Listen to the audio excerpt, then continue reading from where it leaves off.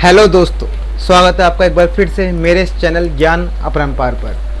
तो बहुत दिनों से मैंने कोई वीडियो नहीं डाली अपने चैनल पर, वो इसलिए कि मेरा जो पीसी था थोड़ा ख़राब हो चुका था।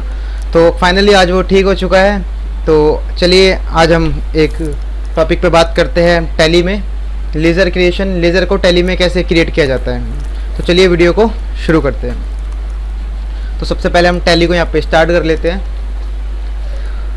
लास्ट क्लास में हमारी टैली की फर्स्ट क्लास हुई थी, उसमें हमने सीखा था टैली में कंपनी कैसे क्रिएट किया जाता है, और मैंने बताया था टैली में कैसे कंपनी को शेड कर सकते हैं, हम उसको अल्टर कर सकते हैं। तो आज हम सीखेंगे उसके आगे का प्रोसेस कि टैली में कैसे हम लेजर को क्रिएट करते हैं, और कैसे वाउचर्स के थोड़े बहुत देख लेंगे। वाउचर्स में हम कैसे वाउचर्स एंट्री करते हैं उसके बारे में आज जानते हैं। तो यहाँ पे सबसे पहले मैंने आपको लास्ट क्लास में बताया था हमें एक कंपनी क्रिएट करनी पड़ेगी, क्योंकि विदाउट कंपनी हम टैली पे काम नहीं कर सकते।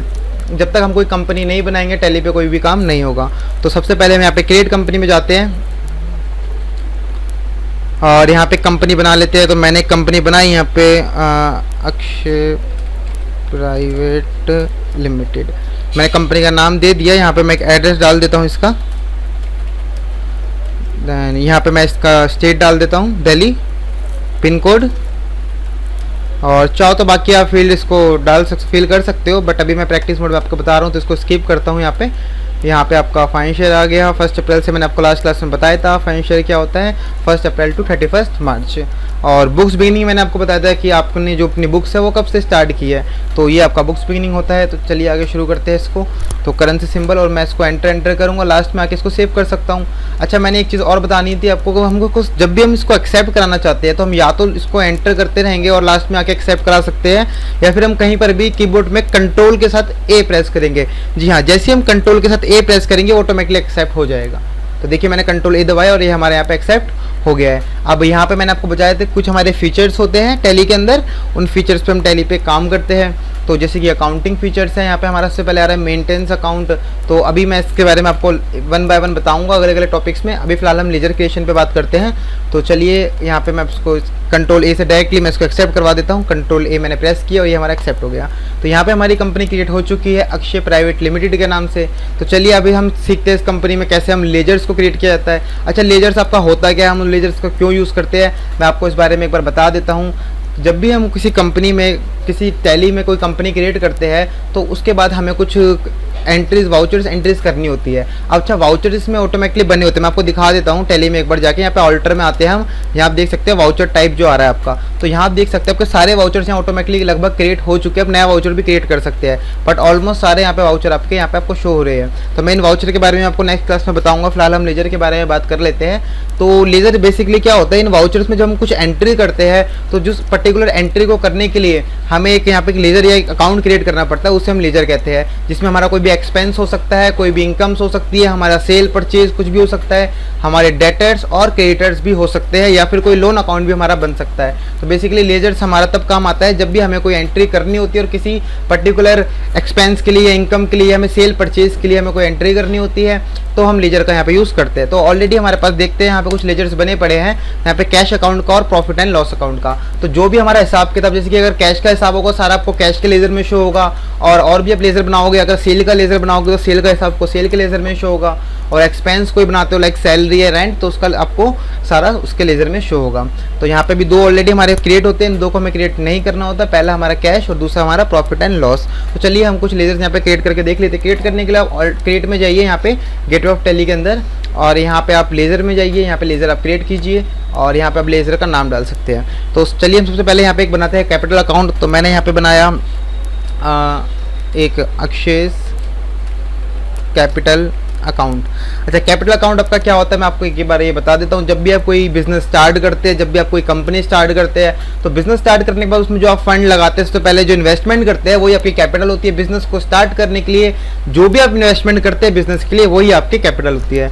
तो यहाँ पे हमने कैपिटल अकाउंट बना दिया है, क्योंकि जितना भी हम इसमें इन्वेस्ट करते जाएंगे अपने बिजनेस में, वो सारा रिकॉर्ड हमारा इस कैपिटल के लेजर में शो होता जाएगा। तो यहाँ पे मैं इसको अंडर, ये हमारा होता है एक ग्रुप। अब इसका ग्रुप को हम कब यूज करते हैं, क्योंकि जब भी हम टैली में कोई लेजर बनाते हैं तो हमने सिर्फ उसमें जनरल एंट्री ही पास करनी होती है। बाकी जनरल एंट्री पास करने के बाद जो आपका लेजर का रिकॉर्ड होता है वो ऑटोमेटिकली क्रिएट होता चला जाता है, और जो आपका बैलेंस शीट है और जो आपका प्रॉफिट एंड लॉस अकाउंट है वो भी ऑटोमेटिकली क्रिएट हो जाता है। तो ग्रुप हमारा बेसिकली तभी यूज होता है कि ग्रुप के जो पार्ट्स है ये आपके बैलेंस शीट और पीएनएल के पार्ट्स होते हैं। जैसे कि आप अगर यहाँ पे देख सकते हैं कैपिटल अकाउंट जो आपका बैलेंस शीट में शो होता है वो यहाँ पे आपको शो हो रहा है। तो जब भी आपकी एक कैपिटल हो सकती है, दो डायरेक्टर है तो दो डायरेक्टर की कैपिटल हो सकती है, तो उन दोनों का आपका रिकॉर्ड एक ही कैपिटल अकाउंट के अंदर शो होगा। ऐसे आपका यहाँ पे करंट एसेट्स है, आपके मल्टीपल एसेट्स हो सकते हैं करंट में, लेकिन उन सब लेजर का एक ही आपको ग्रुप में शो होगा जो कि करंट एसेट्स होगा। तो ग्रुप बेसिकली क्या होता है कि अलग अलग लेजर्स का एक पर्टिकुलर ग्रुप होता है। अगर आप सबका एक साथ रिकॉर्ड देखना चाहते हैं तो उस ग्रुप वाइज भी आप उसको देख सकते हैं। तो मैंने यहाँ पे कैपिटल अकाउंट में यहाँ पे डाल दिया है, तो मैं यहाँ पे सेलेक्ट कर लूंगा कि कैपिटल अकाउंट का ग्रुप कैपिटल अकाउंट ही होगा।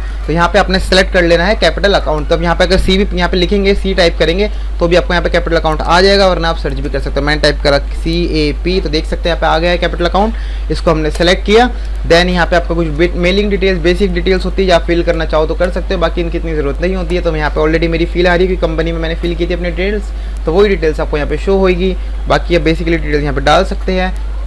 तो मैंने इसको यहाँ पे बैंक डिटेल्स भी आप प्रोवाइड कर सकते हैं, जिस जो भी कैपिटल इन्वेस्ट कर रहा है उसकी आप बैंक डिटेल यहाँ पे प्रोवाइड कर सकते हैं। इसको यस कर सकते हैं यहाँ पे। देन उसकी आप जो भी ट्रांजैक्शन चेक वगैरह वो आप यहाँ पे डाल सकते हैं। तो अभी हम इसको स्किप कर लेते हैं। यहाँ पे उसका पैन नंबर डाल सकते हैं, आप रजिस्ट्रेशन टाइप डाल सकते हैं अगर जीएसटी है, क्योंकि कैपिटल अकाउंट में खैर जीएसटी वगैरह तो कुछ नहीं होता है, बट इसमें ऑप्शन आपको दिया होता है। तो इसको हम अभी स्किप करते हैं और यहाँ पे इसको वीडियो को आगे करते हैं। तो मैं इसको अनाउंस कर देता हूँ और इसको सेव कर देता हूँ। ये आपका कैपिटल अकाउंट क्रिएट हो चुका है। नेक्स्ट हमारा कोई और लेजर हम बना के देखते हैं। यहाँ पे फर्स्ट हमने कैपिटल अकाउंट बनाया है, अब सेकंड हम एक बना देते हैं अकाउंट, परचेज अकाउंट बना देते हैं यहाँ पे। तो मैंने यहाँ पे टाइप किया है परचेज। अच्छा, परचेज भी आपकी दो तरह की होती है, 2 या 3 तरह की परचेज हम कह सकते हैं। फर्स्ट आपकी जो परचेज होती है इंपोर्ट परचेज। अगर आप कोई बिजनेस करते हैं और आप किसी आउट ऑफ इंडिया से या किसी फॉरेन कंट्री से आप अगर स्टॉक को परचेज करते हैं तो उसके लिए आप एक इंपोर्ट परचेज का लेजर बना सकते हैं। तो मैंने यहाँ पे एक बना दिया है इंपोर्ट परचेज, और इसको हमें बेसिक में आपको बताया था कि हमारा एक लेजर होता है बट उसका एक पर्टिकुलर ग्रुप होता है। तो इसका ग्रुप क्या होगा, परचेज का ग्रुप परचेज ही होगा। तो यहाँ पे हम सिलेक्ट कर लेंगे परचेज अकाउंट, और यहाँ पे हम इसको भी नॉट एप्लीकेबल करके इसको सेव कर देंगे। अभी आपको यहाँ पे डिटेल्स जीएसटी की डालने की जरूरत नहीं होती, क्योंकि जीएसटी की डिटेल हम स्टॉक वाइज स्टॉक डाल सकते हैं। जो भी हमारा इन्वेंट्री होगा हम उसमें डायरेक्टली डाल सकते हैं। इन्वेंट्री वाइज इन्वेंट्री अलग अलग रेट की होती है, तो हम इसकी डिटेल्स हम डालते हैं। यहाँ पे हमें इसको कुछ नहीं करना, नो करके इसको हमें सेव कर देना है। देन हमारा इंपोर्ट परचेज का लेजर बन चुका है। सेकंड हमारा परचेज जो होता है वो होता है इंटर स्टेट परचेज। अच्छा, इंटर स्टेट परचेज और एक इंट्रा स्टेट परचेज, दो हमारे परचेज होते हैं। तो इंटर स्टेट और इंट्रा स्टेट में क्या डिफरेंस होता है, चलिए मैं आपको बता देता हूँ। इंटर स्टेट आपका तब होगा जब आप परचेज आप आउट ऑफ स्टेट करते हैं। लाइक जैसे कि आप दिल्ली में आपका बिजनेस चल रहा है और आप परचेज करते हैं यूपी से या फिर हरियाणा से या फिर पंजाब से, तो जब आप ऐसा कोई परचेज करते हैं तो उसको इंटर स्टेट परचेज में डालेंगे। तो मैं यहाँ पे डाल देता हूँ इसको inter state purchase. Inter state purchase में मैं इसको डाल देता हूँ, और ये सेम ग्रुप आपका सेम ही रहेगा परचेज का, जो सारा परचेज का रिकॉर्ड आपको एक ही ग्रुप में दिखाएगा। तो यहाँ पे परचेज अकाउंट सेलेक्ट कर लेते हैं और इसको हम यहाँ पे सेव कर देते हैं। नेक्स्ट हमारा परचेज जो होता है वो मैंने आपको बताया था कि इंटर स्टेट होता है और इंट्रा स्टेट। इंट्रा स्टेट क्या होता है, जब भी आप कोई stock Delhi to Delhi purchase करते हैं, मतलब दिल्ली में आपकी कम बिजनेस है और दिल्ली में आपने कोई स्टॉक परचेज किया, या आपका हरियाणा में बिजनेस है तो वहीं पे आपने स्टॉक परचेज किया, महाराष्ट्र में है तो वो आपका इंट्रा स्टेट परचेज होता है। तो मैं एक लेजर बना देता हूँ इंट्रा स्टेट परचेज के नाम से। ये भी हमारा सेम ग्रुप में जाएगा, परचेज अकाउंट के ग्रुप में। तो मैं इसको यहाँ पे सेव कर देता हूँ। ये हमने इसको सेव कर दिया है। नेक्स्ट हम सेल के लिए बात कर लेते हैं। सेल भी आपकी मैंने जैसे परचेज होती है वैसे ही आपकी सेल होती है। आप सामान खरीदते हो तो उसको बेचते भी है। तो जब आप सामान खरीदते हैं देन आप परचेज अकाउंट लेते हैं, लेकिन जब सामान बेचते हैं तो आप सेल अकाउंट लेते हैं। सेल भी आपके अलग अलग टाइप्स के हो सकते हैं। तो फर्स्ट मैं आपको बेसिकली बता देता हूँ। आपका अगर आउटसाइड इंडिया आपने सेल करना है तो आपका एक्सपोर्ट सेल के नाम से आप लेजर बना सकते हैं। तो चलिए मैं बना देता हूँ यहाँ पे एक्सपोर्ट सेल के नाम से एक लेजर, और ये हमारे परचेज अकाउंट का ग्रुप था हमारा परचेज, ऐसी सेल का ग्रुप होगा हमारा सेल। तो यहाँ मैं सिलेक्ट कर लेता हूँ सेल अकाउंट, और इसको यहाँ पे कंट्रोल ए से भी आप इसको सेव कर सकते हैं। मैंने आपको पहले बताया था ये हमारा एक्सेप्ट हो जाता है कंट्रोल ए दबाने से। नेक्स्ट आपका सेम वही इंटर स्टेट सेल और इंट्रा स्टेट सेल। जब भी आप आउट ऑफ स्टेट सेल करते हैं तो आप इंटर स्टेट लेंगे, और जब विद इन स्टेट के अंदर ही आप सेल करते हैं तो आप इंट्रा स्टेट यहाँ पे ले सकते हैं। तो मैं यहाँ पे बना देता हूँ एक इंटर स्टेट सेल अकाउंट। तो मैं इसको यहाँ पे डाल देता हूँ सेल्स अकाउंट में ही, और देन इसको कंट्रोल से एक्सेप्ट करा देता हूँ। और एक मैं बना देता हूँ यहाँ पे इंट्रा स्टेट सेल अकाउंट। इससे आपका बेनिफिट ये रहेगा, आप देख सकते हैं कि आपने इंटर स्टेट में कितना सेल लिया है। इंटर स्टेट में मतलब जब आप इंटर स्टेट होता है, आपको अगर मैं बता देता हूँ जीएसटी के बारे में थोड़ा, जब इंटर स्टेट होता है तो सीजीएसटी और एसजीएसटी एप्लीकेबल होता है, लेकिन जब इंटर स्टेट होता है तो आपका आईजीएसटी एप्लीकेबल होता है। तो आप वहाँ से डिटेल देख सकते हैं डायरेक्टली सीजीएसटी और एसजीएसटी के बारे में, आईजीएसटी की टोटल डिटेल आप देख सकते हैं इंटर स्टेट में। तो आप इस तरह से अगर सेपरेट बनाते हैं पर लेजर और एक ही ग्रुप में डालते हैं तो बहुत बेनिफिट होता है इसका। तो मैं इसको सेल अकाउंट में डाल के कंट्रोल से एक्सेप्ट करा देता हूँ। नेक्स्ट हमारा सेल का लेजर बन चुका है, परचेज का लेजर बन चुका है, कैपिटल का लेजर बन चुका है। अब हम नेक्स्ट बनाते हैं बैंक अकाउंट का, क्योंकि जब भी आप कोई बिजनेस स्टार्ट करते हैं, आप जब भी कैपिटल बिजनेस में लगाते हैं तो आप बैंक में डालते हैं, बट अब उसको जब बैंक में डालोगे तो उसके लिए आपको एक लेजर होना चाहिए जो आपका रिकॉर्ड रखे बैंक में कितना ट्रांजेक्शन आया है, कितना अमाउंट आया है, कितना पेमेंट गया है, कितना पेमेंट आया है, उन सब का रिकॉर्ड रखने के लिए बैंक अकाउंट बनाते हैं। तो चलिए मैं यहाँ पे एक बैंक अकाउंट बना देता हूँ। तो मैंने यहाँ पे एक बैंक अकाउंट बना दिया है, कोटक महिंद्रा बैंक अकाउंट के नाम से मैंने एक बैंक अकाउंट यहाँ पे बना दिया है। तो चलिए अब बैंक अकाउंट का एक ग्रुप आपका बैंक अकाउंट होता है। मल्टीपल बैंक अकाउंट्स आपकी कंपनी के हो सकते हैं, अगर मल्टीपल है तो आप मल्टीपल नाम से बनाइए और उसको सिंपली एक ही ग्रुप में रख सकते हैं आप, जिसका नाम होगा हमारा बैंक अकाउंट। तो चलिए इसको मैं इस ग्रुप में रख देता हूँ। आप चाहो तो इसमें अकाउंट नंबर भी अगर आपका है कुछ तो आप वो यहाँ पे डाल सकते हैं, प्लस आपका IFSC कोड जो आपको हर ब्रांच का एक सेम IFSC कोड होता है वो आप यहाँ पे डाल सकते हैं। तो जो भी आपका हो सकता है वो आप यहाँ पे डाल दीजिए। यहाँ पे हम कुछ भी अभी फिलहाल डाल देते हैं। IFSC कोड, स्विफ्ट कोड होता है एक आपका, स्विफ्ट कोड भी आप यहाँ पे डाल सकते हैं, ये भी आपको बैंक से ही मिलता है स्विफ्ट कोड भी। और यहाँ पे आप ब्रांच डाल सकते हैं, कौन सा ब्रांच है आपका यहाँ पे। देन आप इसको यहाँ पे अगर आपके चेक्स वगैरह चेक्स बुक्स को आप यहाँ पे सेट करना चाहते हैं तो इसको यस कर सकते हैं। और चेक्स प्रिंटिंग अगर आप प्रिंट करना चाहते हैं, चेक्स की प्रिंटिंग की भी यूज़ होती है तो आप यहाँ पे इसको यूज़ कर सकते हैं। और यहाँ पे एड्रेस वगैरह फिल कर सकते हैं। तो मैं इसको कंट्रोल से यहाँ पे एक्सेप्ट करता हूँ। तो हमारा बेसिकली बैंक अकाउंट भी यहाँ पे क्रिएट हो चुका है। तो आपने यहाँ पे कैपिटल अकाउंट सीखा, परचेज अकाउंट कैसे बनाया जाता है सीखा, और सेल अकाउंट और एक बैंक अकाउंट। तो इतना काम आपका यूज़ हो सकता है कि जैसे आप कैपिटल इन्वेस्ट करोगे आपके बैंक में जाएगी और फिर बैंक से आप डायरेक्टली परचेज कर सकते हो, और जो आप सामान परचेज करोगे उसको आप सेल कर सकते हो। तो इतना काम आपका हो सकता है, बट इतना ही काम बिजनेस में नहीं होता है। बिजनेस में एक्सपेंस भी होते हैं और आपकी एडिशनल कहीं ना कहीं से इनकम्स भी आती है, लाइक बैंक से इंटरेस्ट भी मिलता है, या आप किसी को कहीं पे इन्वेस्टमेंट करते हो किसी प्रॉपर्टी में तो वहां से भी आपको इंटरेस्ट मिल जाता है। तो अलग अलग आपके कोई आपकी FD होती है, फिक्स डिपॉजिट करते हो अगर तो वहां से आपको इंटरेस्ट मिल जाता है। तो और भी अलग अलग टाइप के आपके लेजर्स होते हैं। तो चलिए मैं कुछ यहाँ पे एक्सपेंस के और कुछ यहाँ पे इनकम्स के लेजर आपको बता देता हूँ। तो सपोज जब भी आप कोई बिजनेस करोगे तो आपको किसी ऑफिस के लिए या अपने अगर आपके मैन्युफैक्चरिंग बिजनेस है तो वहाँ पे फैक्ट्री या प्लांट के लिए आपको एक जगह चाहिए होगी, उसका आप रेंट जिससे आप उसको खरीदोगे तो आपका एसेट्स होगा। अगर आप उसको रेंट पे लेते हो तो आपका पर मंथली या फिर जो भी आपका हो सकता है रेंट जाएगा। तो चलिए मैं आपको यहाँ पे बता देता हूँ। तो यहाँ पे मैंने यहाँ पे लिखा एक रेंट अकाउंट बना देता हूँ, ये आपका एक्सपेंस हो गया है रेंट अकाउंट। तो अगर एक ऑफिस आप रेंट पे लेते हो तो आप यहाँ पे रेंट अकाउंट बनाओगे। आपका रेंट जो एक एक्सपेंस होगा, खर्चा होगा जो हर महीने आपका जाएगा। तो यहाँ पे आप कौन से ग्रुप में एक्सपेंस को रखते हो, चलो मैं इस बारे में आपको थोड़ा सा बता देता हूँ खुल के। तो यहाँ पे आपके जो एक्सपेंस होते हैं कंपनी में वो दो तरह के होते हैं, एक होता है डायरेक्ट एक्सपेंस और एक होता है आपका इनडायरेक्ट एक्सपेंस। तो चलिए मैं आपको थोड़ा बता देता हूँ कि डायरेक्ट एक्सपेंस और क्या होता है और इनडायरेक्ट एक्सपेंस क्या होता है। तो बेसिकली डायरेक्ट एक्सपेंस आपका कब यूज होता है और कैसे कहाँ। डायरेक्ट एक्सपेंस आपका तब होता है जब भी कोई एक्सपेंस आपका परचेस के रिगार्डिंग होता है या परचेस से रिलेटेड होता है, या जब भी आप जैसे कुछ परचेस करते हो, सपोज आपने इंपोर्ट कराया कुछ गुड्स आपने, तो आपकी कस्टम ड्यूटी आपने पे करनी होती है, क्लियरेंस चार्जेस आपने पे करने होते हैं, वहाँ पे आप CHA एजेंट्स को आप कुछ पे करते हो, एजेंट हायर करते हो, देन वो सारे आपके परचेस से रिलेटेड होते हैं, तो वहाँ आपका डायरेक्ट एक्सपेंस लगता है। इनडायरेक्ट एक्सपेंस आपका तब यूज होता है जब आप उसमें मान लो सपोज कोई बिजनेस का आप ऑफिस का रेंट पे करते हो जो परचेस से रिलेटेड नहीं है, आप अपने स्टाफ को सैलरी पे करते हो जो भी परचेस से रिलेटेड नहीं है, या ऐसे एक्सपेंसेस जो परचेस से रिलेटेड बिल्कुल भी नहीं होते वो आपके इनडायरेक्ट एक्सपेंस होते हैं। तो जो आपका रेंट होता है वो आपका कोई परचेस से रिलेटेड नहीं होता है, क्योंकि अगर आप मान लो कुछ सामान खरीद रहे हो तो वहाँ से आप लोडिंग अनलोडिंग चार्जेस जो आपके होते हैं स्टॉक के वो परचेस से रिलेटेड हो सकते हैं, या फिर आपका कोई ऐसा ट्रांजेक्शन ट्रांसपोर्टिंग ट्रांजेक्शन जो होता है जो आप परचेस सामान खरीद रहे हो वो आपका डायरेक्ट हो सकता है, पर रेंट आपका इनडायरेक्ट एक्सपेंस होगा।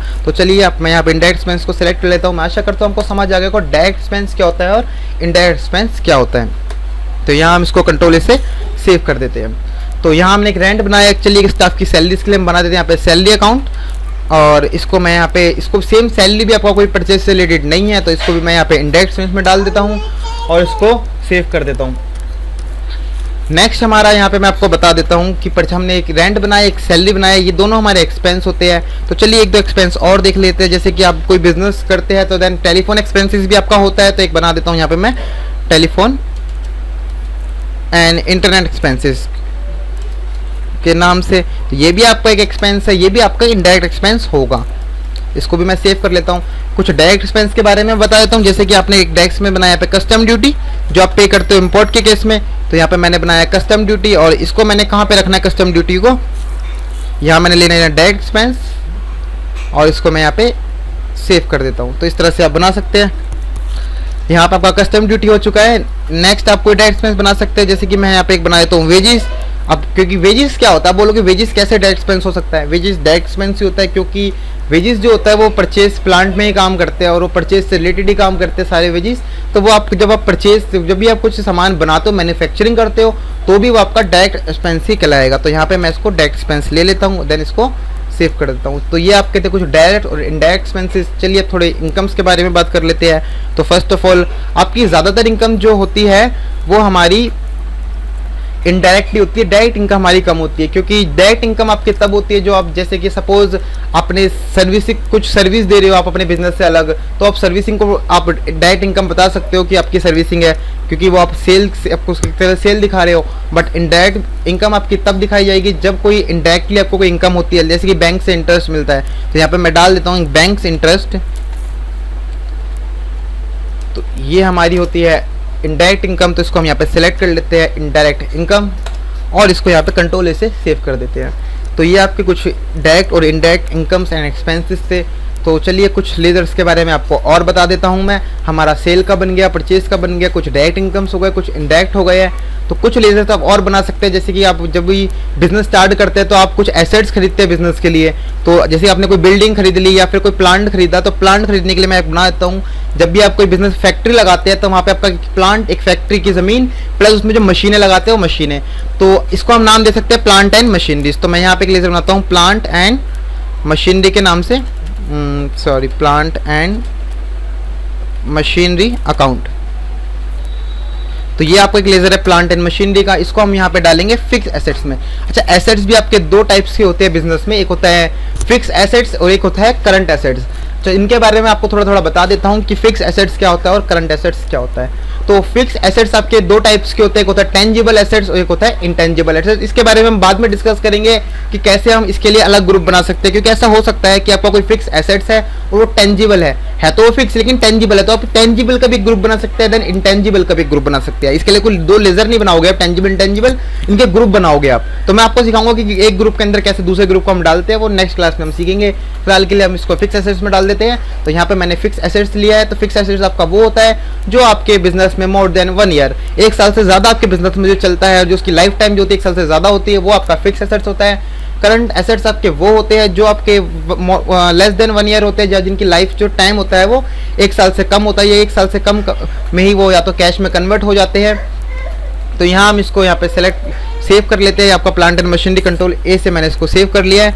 नेक्स्ट आपने कोई बिल्डिंग खरीदी, तो मैं यहाँ पे बना देता हूँ एक बिल्डिंग अकाउंट। ये भी आपका फिक्स एसेट्स ही होगा, फिक्स एसेट सेलेक्ट कर लीजिए। ये भी आपका टेंजिबल होता है। अच्छा, टेंजिबल इंटेंजिबल क्या होता है मैं एक्चुअली आपको बता देता हूँ।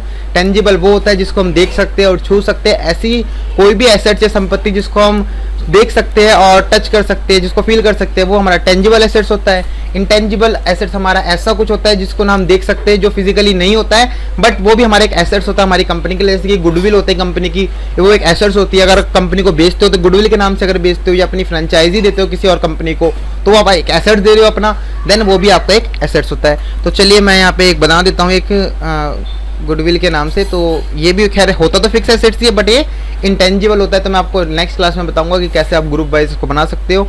तो मैं यहाँ पे इसको ले लेता हूँ फिक्स एसेट्स में ही, देन इसको सेव कर देता हूँ। तो यहाँ मैंने कुछ आपका एक और एसेट्स बनाया, गुडविल के बारे में आपको मैंने बता दिया क्या होता है बिजनेस में। चलिए नेक्स्ट मैं आपको बता देता हूँ कुछ और चीज़ें यहाँ पे कि आपने कुछ एसेट्स बनाए फिक्स एसेट्स। कुछ करंट एसेट्स भी आपके होते हैं, जैसे कि आप किसी को एडवांस देते हो शॉर्ट टर्म के लिए, तो आपका करंट एसेट्स में आप या फिर लोन्स एंड एडवांस में भी डाल सकते हो, करंट एसेट्स में भी डाल सकते हो, या फिर आपके करंट एसेट्स आपके डेटर्स या क्रेडिटर्स जो होते हैं वो भी आपके करंट एसेट्स में ही होते हैं। तो डेटर्स और क्रेडिटर्स क्या होते हैं, चलिए थोड़ा मैं उनके बारे में आपको बता देता हूँ, क्योंकि हम लेजर क्रिएट कर रहे हैं यहाँ पे। तो डेटर्स हमारा क्या होता है कि जब भी हम कोई भी स्टॉक अपनी इन्वेंट्री अपनी सेल करते हैं, कोई भी स्टॉक अपना, तो जब हम सेल कर देते हैं किसी कस्टमर को तो वो आपका डेटर ही कहलाता है। अगर उसने पेमेंट आपको दी हो या ना हो, लेकिन वो आपका डेटर होता है, कस्टमर होता है। और जब भी आप किसी से कुछ परचेज करते हैं, जो आपका सप्लायर होता है वो आपका क्रेडिटर होता है। तो चलिए हम दो यहाँ पे एक डेटर और एक क्रेडिटर बना के दिखा देता हूँ मैं आपको। तो यहाँ पे सपोज मैंने एक कंपनी बनाई जो हमारी कस्टमर है, तो यहाँ मैंने एक कंपनी बना दी है होंडा कार इंडिया लिमिटेड। मैंने इस नाम से कंपनी यहाँ पे मैंने डाल दी। ये हमारा एक कस्टमर है सपोज, अब ये हमारा कस्टमर है तो हम यहाँ पे ले सकते हैं। अब आप बोलोगे करंट एसेट्स लेंगे, तो जी हम उसमें करंट एसेट्स भी ले सकते हैं, बट आपके इनके ग्रुप भी बने होते हैं डेटर क्रेडिटर के, वो आपको अलग से बनाने की जरूरत नहीं होती। हेड उनका मेन ग्रुप करंट एसेट्स ही होगा, बट उनका सब ग्रुप होता है। जैसे कि मैं यहाँ पे ले लेता हूँ यहाँ पे सन्ड्री डेटर्स, आप देख सकते हैं यहाँ पे आपको दिख रहा है सन्ड्री डेटर्स और सन्ड्री क्रेडिटर्स। तो जैसे ही मैं सन्ड्री डेटर्स क्लिक करता हूँ, आप देख सकते हैं यहाँ पे आपको उसका एक ग्रुप यहाँ पे शो हो रहा है करंट एसेट्स के नाम से, और यहाँ पे आपको सन्ड्री डेटर्स दिख रहा है। मतलब कि आपका एक ग्रुप है, एक सब ग्रुप है सन्ड्री डेटर्स, और जो आपका मेन ग्रुप है वो है करंट एसेट्स। तो इस तरह से आप बनाते हैं सन्ड्री डेटर्स का। ये हमारा कस्टमर था। चलिए एक सप्लायर का लेजर बना देते हैं। तो यहाँ पे मैं सप्लायर जो हमको कुछ देता है, तो यहाँ पे हमने डाल दिया दिल्ली ट्रेडिंग प्राइवेट लिमिटेड। ये आपका कोई सप्लायर है, मैंने एज अज्यूमिंग बना दिया है। तो यहाँ आप ले सकते हैं सन्ड्री क्रेडिटर्स, जो जिससे आप स्टॉक को परचेज करते हैं। तो यहाँ इसको हम कंट्रोल से सेव करेंगे। तो ये आपके होते हैं डेटर्स और ये कुछ होते हैं क्रेडिटर्स। ये आपके सब करंट एसेट्स ही होते हैं, क्योंकि जो आपका क्रेडिटर होता है वो करंट लाइबिलिटी होता है, जो डेटर होता है वो करंट एसेट्स होता है। चलिए लाइबिलिटी के बारे में आपको बता देता हूँ कि एसेट्स क्या होता है और लाइबिलिटीज़ क्या होती है। एसेट्स आपके बिजनेस की जो भी संपत्ति है या जो भी आपके पास फिजिकली है सामान, या कैश हो गया, आपका बैंक हो गया, वो सारा आपका एसेट्स ही होता है। जो आप पे कैश पड़ा है या आपके बैंक में पड़ा है वो सारा आपका एसेट्स होता है। और लाइबिलिटीज़ आपकी क्या होती है, जो आपको कंपनी को जो देना है, या कंपनी ने कोई लोन लिया है, या इन्वेस्टमेंट जो कंपनी में हम इन्वेस्ट करता है, कोई ऑनर कोई डायरेक्टर कंपनी में इन्वेस्ट करता है, वो भी कंपनी की लाइबिलिटी होती है, क्योंकि उसने इन्वेस्ट करा कंपनी को चलाने के लिए। देन कंपनी को कभी ना कभी उसको वापस पैसा देना पड़ता है उसकी कैपिटल को। देन कोई भी अगर कोई लोन लेती है कंपनी, वो भी आपकी लाइबिलिटीज़ होती है। या आप किसी से उधारी पे सामान खरीदते हैं तो वो भी आपकी लाइबिलिटीज़ होती है। तो लाइबिलिटीज़ भी दो तरह की होती है आपकी, एक तो नॉन करंट लाइबिलिटीज़, एक होती है current liabilities. Non current liabilities आपकी क्या होती है, जैसे कि मैंने एक लोन लिया, सपोज लॉन्ग टर्म के लिए लिया, तो मैंने यहाँ पे एक ले लिया है लॉन्ग टर्म लोन। तो मैं इसको यहाँ पे किस में डाल सकता हूँ, यहाँ पे आप देख सकते हैं आपको लोन्स लाइबिलिटी यहाँ पे शो हो रहा है। तो अगर मैं आप लोन्स लाइबिलिटी सेलेक्ट करते हैं तो आप इसको सेलेक्ट कर सकते हैं, या फिर यहाँ पे आप चाहो तो इसमें करंट लाइबिलिटी आप नहीं लोगे कि लॉन्ग टर्म जो होता है वो करंट लाइबिलिटी में नहीं आता है। यहाँ पे सिक्योर्ड लोन आप सेलेक्ट कर सकते हैं, या अनसिक्योर्ड लोन। सिक्योर्ड लोन वो होता है जब आप कोई सिक्योरिटी देते हो या कुछ जमा करके आप कोई लोन लेते हो, तो आपका सिक्योर्ड लोन है। अनसिक्योर्ड कोई सिक्योर्ड लोन नहीं होता है, तो वो अनसिक्योर्ड लोन आपका कहलाता है। तो चलिए मैं आपको यहाँ पे बता देता हूँ, लॉन्ग टर्म लोन है हमारा, तो मैं इसको डाल देता हूँ लोन्स लाइबिलिटी में। देन इसको मैं यहाँ पे सेव कर देता हूँ। तो ये आपके होते हैं कुछ एसेट्स, कुछ लाइबिलिटीज़। तो आज हमने बात करी है कुछ एसेट्स के बारे में, कुछ लाइबिलिटीज़ के बारे में, कुछ लेजर्स मैंने हमने बताया कि कैसे आप इनके लेजर्स क्रिएट करते हैं। हम यहाँ पे मैंने आपको जीएसटी के लेजर्स के बारे में नहीं बताया, वो हम नेक्स्ट क्लास में सीखेंगे जब वाउचर एंट्री सीखेंगे। तो चलिए वीडियो को हम यहाँ पे समाप्त करते हैं। आशा करता हूँ आपको लेजर्स क्रिएट करना यहाँ पे आ गया होगा। तो आज आपने लेजर बनाना सीखा, और कहाँ लेजर्स आपको शो होता है मैं आपको वहाँ दिखा देता हूँ। तो ऑल्टर में जाना है, यहाँ पे ऑल्टर में जाने के बाद यहाँ पे लेजर्स आपको शो हो रहा है, लेजर्स में जाना है। लेजर्स में जाने के आप देख सकते हैं हमारे सारे लेजर्स यहाँ पे एक बार 1 बाय 1 शो हो रहे हैं। तो फर्स्ट आपका कैपिटल अकाउंट है, सेकंड आपका बैंक इंटरेस्ट, आपका बिल्डिंग अकाउंट, कैश ऑलरेडी बना होता है, custom duty account, Delhi trading private limited account. मैंने सारे लेजर्स अभी आपको बना के दिखाया है। तो ये आपके लेजर आप देख सकते हैं। बता दो, आप ऑल्टर में जाइए और यहाँ पे लेजर्स में जाइए, और यहाँ पे आपके लेजर्स शो होंगे। अच्छा, ऑल्टर में क्यों क्या होता है, लेजर्स में ऑल्टर में हम क्यों जाते हैं, आप यहाँ पे अपने लेजर्स देख सकते हैं, प्लस चेंजिंग्स भी उसमें कर सकते हैं। सपोज मुझे यहाँ पे कोई लेजर डिलीट करना है, आप डिलीट भी कर सकते हैं, उसमें कुछ चेंजिंग्स करना है तो चेंजिंग्स भी कर सकते हैं। तो जैसे कि मैं यहाँ पे आपको दिखा देता हूँ, मैं कस्टम ड्यूटी का लेजर यहाँ पे डिलीट करना चाहता हूँ, तो यहाँ पे इसको एंटर करूँगा और यहाँ आप देख सकते हैं इसको चेंजिंग्स कर सकते हैं। डिलीट करनी है, एक शॉर्टकट की प्रेस करनी होगी कीबोर्ड में आपको, ऑल्ट के साथ डी बटन। जैसे आप यहाँ पे कीबोर्ड में ऑल्ट के साथ डी बटन प्रेस करेंगे, यहाँ पे आपको डिलीट का ऑप्शन मिल जाएगा। इसको आप येस कीजिए, एंटर, देन वो आपका लेजर जो है डिलीट हो जाएगा। तो ये होता है आपका लेजर का ऑल्ट्रेशन करना, और ये होता है आपका क्रिएशन करना। तो आप लेजर को क्रिएट भी कर सकते हैं और ऑल्टर भी कर सकते हैं। तो आज की क्लास में हमने सीखा कि कैसे हम लेजर्स को क्रिएट करते हैं, और लेजर के क्रिएट के साथ साथ मैंने आपको बहुत सी चीज़ें ऐसी बिजनेस के बारे में बताई है, जो एक बिजनेस में जिस टाइप के लेजर्स यूज़ होते हैं, कैसे कैसे यूज़ होते हैं, आप कैसे कैसे उसको ग्रुप में डालते हैं। मैंने आपको ये सारी चीज़ें सिखाई है। मैं आशा करता हूँ आज की वीडियो आपको पसंद आई होगी। प्लीज़ मेरी वीडियो को लाइक कीजिए, सब्सक्राइब कीजिए चैनल को। मिलते हैं नेक्स्ट वीडियो में। Bye bye, take care.